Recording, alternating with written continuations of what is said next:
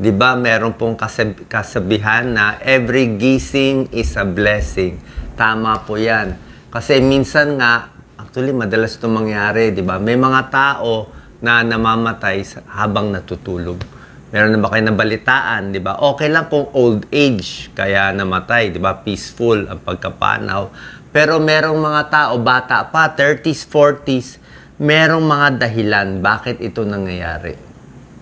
Okay? Sasabihin ko sa inyo mga top causes para makaiwas tayo dito, para sa pagtulog natin, ligtas tayo.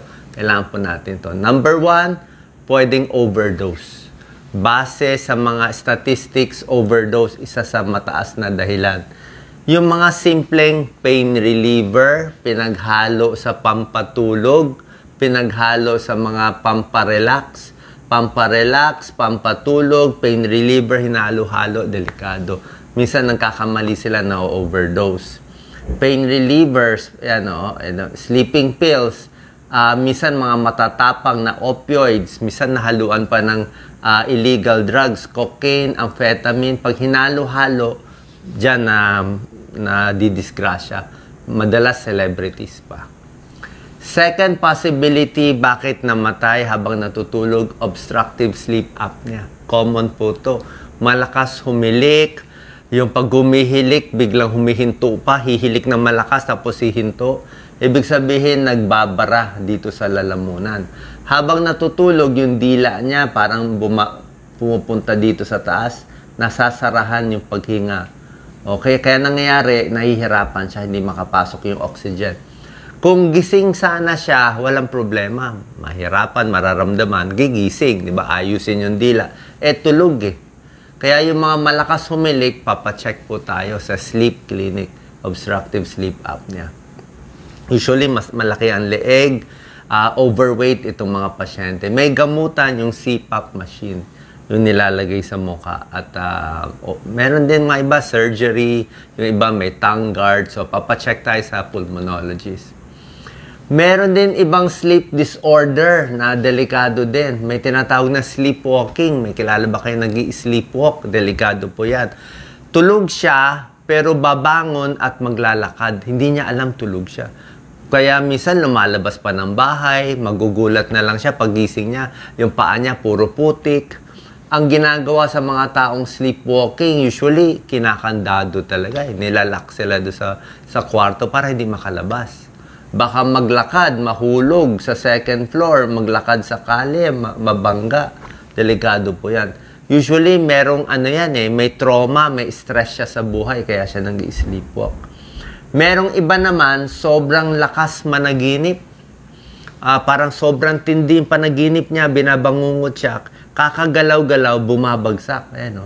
Nahulog sa kama, head trauma. Meron din ganon.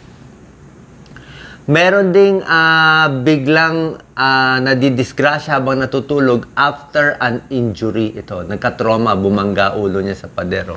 So, napalo, nasuntok, nahulog, tumama yung ulo, tapos hindi pinansin. Diba? Kaya nga, any head trauma, lalo na kung malakas ang pagkabago, kina-observe natin. Usually, 24 hours binabantayan eh. Ano binabantayan? Baka magdugo eh. Baka magkaroon ng hemorrhage. Kasi itong pagdugo mula pagkaroon ng injury, hindi agad-agad. Pwedeng 6 hours after, pwedeng 24 hours after. So, unti-unti siyang mamamaga, dadami ang dugo, mapipisa yung utak, mahihirapan huminga, mamamatay. Delikado. Ang sintomas nito, nasusuka, headache, nagdadilate yung mga pupils. Ang problema, paano kung tulog? So, pag tulog siya, hindi natin alam, baka hindi na gumising. Kaya nga yung may head injury, ayaw natin patulugin. Kailangan pag ginigising, kailangan gigising siya. Yan ang binabantayan after trauma.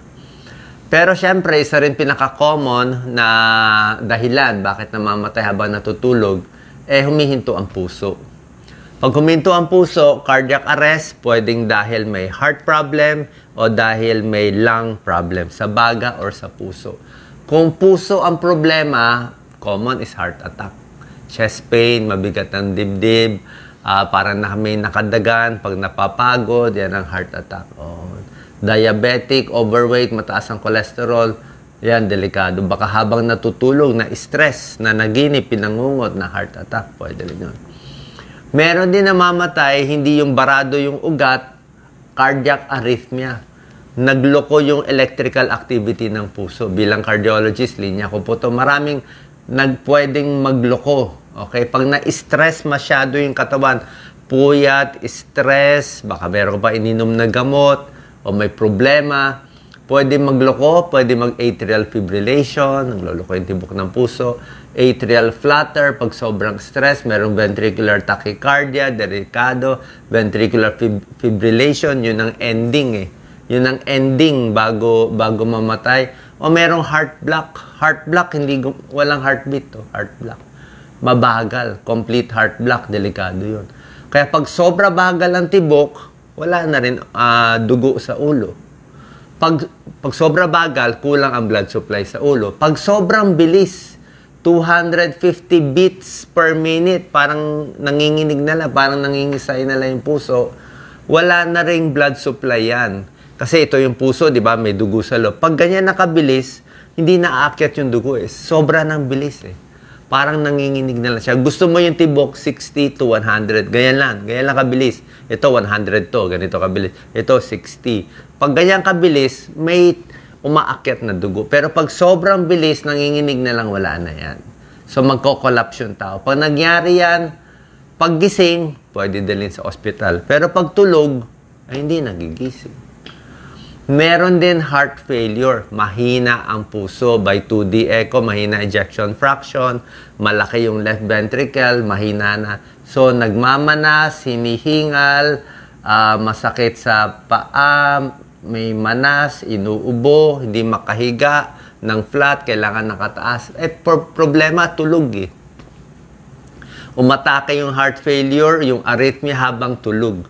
So, mabuti kung gigising. Yan nga problema. So, bago matulog, dapat nakaayos, na-adjust yung gamot, na-pa-check sa doktor, na okay ang puso, okay din ang baga. Pwede rin ma-stroke. Meron na i-stroke. Common ang stroke at heart attack pag umaga, 6 a.m. to 9 a.m. May bagong gising. Hindi lang yung tulog, yung bagong gising, delikado din kasi very stress ka dun eh. Pero from 10 p.m. to 6 a.m. meron din na stroke. Actually, may isang study dito, parang 22% nang nangyayari itong mga atake sa habang natutulog. Lung problem, pwede rin. Problema sa baga. Mahina ang baga, naninigarilyo, may emphysema, COPD, may hika, may lung cancer, may pulmonya, may embolism, may problema sa baga. Sabihin, kulang ka na sa oxygen eh. 'Di ba? Paano mo mamamalayan, hindi ka naman lagi naka-pulse oximeter. Baka bumabagsak na yung pulse oximeter mo. Less than 94%, 90% na lang. 'Di ba? Baka kulang yung hangin. Oo, 'di ba? Kulang yung hangin sa bahay. Puro kotse, puro tambutso, 'di ba? So, kung kulang ka sa hangin, lalo na may sakit sa baga, babagsak yung oxygen, delikado. Pag nangyari, respiratory arrest. Pag nagkulang ng oxygen, galing sa baga, pati puso mawawala ng oxygen. Kaya magloloko yung tibok, hihinto yung puso. So ito mauuna, lung failure, respiratory arrest muna. After this, magiging cardiac arrest. Kaya ang ending lagi, cardiac arrest. Yan o. Paggising ka at nagka-problema sa baga, yan, hihingalin, may huni, may tunog, pinapawisan, lumalaki yung ilong, lumalaki yung dito sa muscles dito, accessory muscles. Kaya lang, tulog eh. Tulog siya eh. So, kahit may sintomas, hindi niya alam. Yan ang delikado dyan. May diabetes. Delikado ang diabetes. Tingnan nyo may isang syndrome ang tawag, dead in bed syndrome. Namatay sa kama syndrome. In 5%, common to sa diabetic. Bakit hindi nila mapaliwanag? Yung iba, bagsak yung blood sugar. Okay? Pwedeng nagloko yung blood sugar sa gabi ng stress. Pero yung iba, normal ang blood sugar, namamatay din. Ano? Kaya delikado pag diabetic. Kailangan adjust at eksakto yung gamot. Lalo na kung may sakit.